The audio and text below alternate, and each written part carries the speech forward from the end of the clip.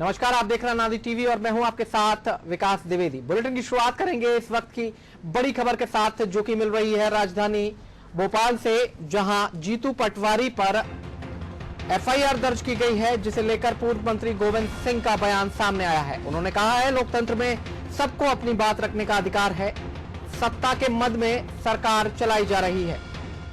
Pro tem speaker की कार्यप्रणाली पर भी उन्होंने सवाल उठाया है। उन्होंने कहा है, अध्यक्ष है तो अध्यक्ष रहें, बीजेपी के एजेंट न बने। पीएम की फोटो से छेड़छाड़ मामले में जीतू पटवारी पर एफआईआर दर्ज की गई है। इस वक्त ये खबर राजधानी भोपाल से निकल करके आ रही है, जहां प्रधानमंत्री नरेंद्र मोदी की तस्वीर के साथ छेड़छाड़ के मामले को लेकर पूर्व मंत्री जीतू पटवारी पर एफआईआर दर्ज की गई है, जिसे लेकर के पूर्व मंत्री गोविंद सिंह ने बयान जारी किया है। उन्होंने कहा है कि सत्ता के मद में सरकार चल रही है, लोकतंत्र में सबको अपनी बात रखने का अधिकार होता है। वहीं प्रोटेम स्पीकर की कार्यप्रणाली पर भी उन्होंने सवाल उठाया है। उन्होंने कहा है कि वो अध्यक्ष हैं तो अध्यक्ष रहें, बीजेपी के एजेंट की तरह काम ना करें। खबर पर ज्यादा बातचीत के लिए हमारे साथ फोन लाइन पर जुड़ चुके हैं हमारे विशेष संवाददाता आशीष मंगल सोनी।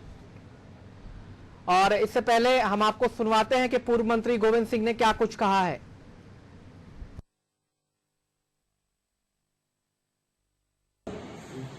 उनने क्या ट्वीट किया है मैंने नहीं देखा, और अगर है ट्वीट, और मैं भी सनातन धर्म का मानने वाला नौजवान है, तो अपनी आप संविधान में लिखा हुआ है कि कोई भी चिदम्बरम को 90 दिन उन्होंने बंद रखा जेल में, विकास मान की तरह विकी पार्टी के साथ राष्ट्रीय स्वयंसेवक संघ की जो स्थापना हुई के आधार पर और असत्य बोलने के आधार पर हुई है। जर्मनी में जो हिटलर जिस पर दूसरे पर चलता था, उसी सिद्धांत पे इसकी स्थापना है। मैं बचपन से फोन लाइन पर हमारे साथ हैं हमारे विशेष सहयोगी आशीष मंगल सोनी। आशीष, जिस तरह से प्रधानमंत्री की फोटो के साथ छेड़छाड़ का मामला सामने आया और जीतू पटवारी पर एफआईआर दर्ज की गई है, उसे लेकर के अब पूर्व मंत्री गोविंद सिंह की प्रतिक्रिया भी सामने आई है। प्रोटेम स्पीकर रामेश्वर शर्मा की प्रणाली पर ही सवाल उन्होंने खड़े किए हैं। क्या कुछ कहेंगे पूरे मामले को लेकर?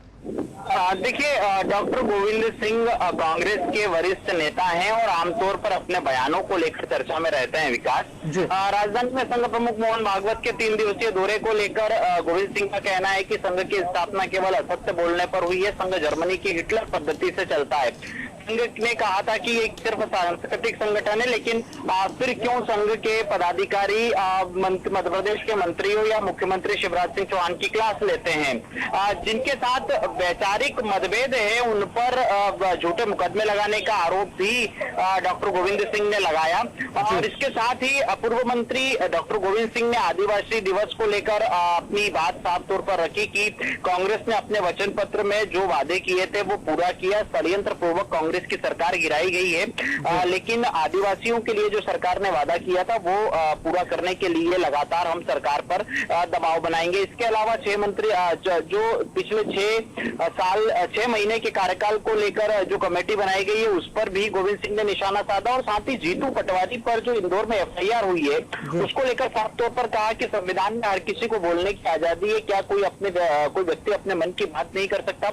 हालांकि ट्विटर को लेकर उन्होंने साफ तौर पर कहा कि ट्वीट न वो ट्वीट करते हैं, न वो ट्विटर यूज करते हैं। तो ऐसे में डॉक्टर गोविंद सिंह का साफ तौर पर कहना है कि इस तरह का काम सरकार को नहीं किए जाना चाहिए, जिससे कोई सीधे तौर पर बदले की भावना प्रदर्शित हो। इसके साथ ही प्रोटेम स्पीकर रामेश्वर शर्मा ने जब गृह मंत्री को जीतू पटवारी के ट्वीट को लेकर कार्रवाई करने की बात कही, उन्होंने ट्वीट भी किया इस मामले को लेकर। तो इस पर डॉक्टर गोविंद सिंह का साफ तौर पर कहना था कि प्रोटेम स्पीकर है रामेश्वर शर्मा, उन्हें प्रोटेम स्पीकर की तरह अध्यक्ष ही रहना चाहिए, बीजेपी के एजेंट के तौर पर काम नहीं करना चाहिए और इस तरह की बयानबाजी नहीं करना चाहिए जिससे वो राजनीति से प्रेरित दिखे। जी, बहुत शुक्रिया आशीष इस तमाम जानकारी के लिए। तो इस वक्त की खबर राजधानी भोपाल से है, जहां पीएम मोदी की फोटो से हुई छेड़छाड़ के मामले में जीतू पटवारी पर दर्ज हुई एफआईआर के बाद अब पूर्व मंत्री गोविंद सिंह का बयान सामने आया है जिसमें उन्होंने कहा है कि सरकार सत्ता के मद में चूर है और लोकतंत्र में सबको अपनी बात रखने का अधिकार है। और इसके साथ ही उन्होंने प्रोटेम स्पीकर रामेश्वर शर्मा की कार्यप्रणाली पर भी सवाल खड़े किए। उन्होंने कहा है कि जिस तरह से ये कार्रवाई की जा रही है या की गई है उससे प्रोटेम स्पीकर बीजेपी के एजेंट के रूप में नजर आते हैं।